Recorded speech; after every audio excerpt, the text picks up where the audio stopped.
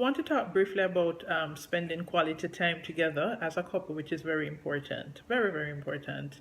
Um, when you're spending quality time together, it's important to focus on each other. Let your focus be each other. The both of you together.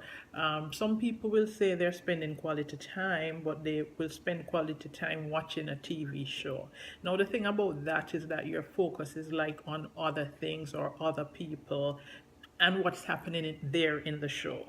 When you spend the quality time, as much as is possible, be able to talk about each other, be able to talk about the relationship, be able to talk about your relationship goals and where you see yourselves together as a couple, maybe the next 5 years. What can you achieve together?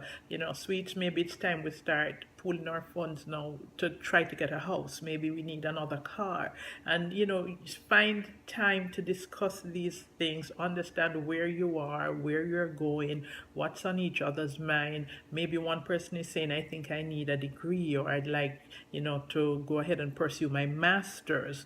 But whatever it is, when you spend the time together, let the focus be on each other, because that way you will be helping each other to grow. And growth is very, very important to each person in the relationship.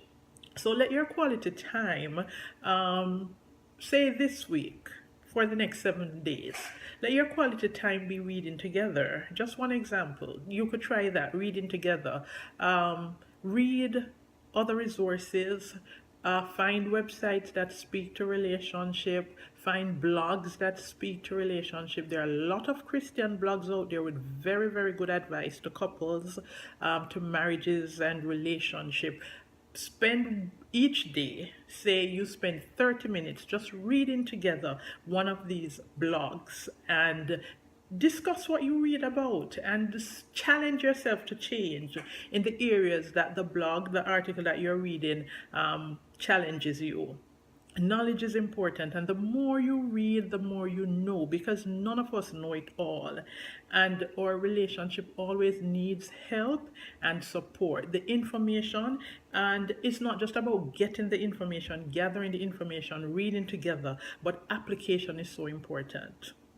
Wisdom, the use of knowledge. There's no point in having the knowledge, having all the information, and not applying it to your relationship. So once you read, make a mental note and make a decision that I am going to challenge myself to change in this area. Now, don't read it and challenge your spouse. Read and look for areas that you can challenge yourself.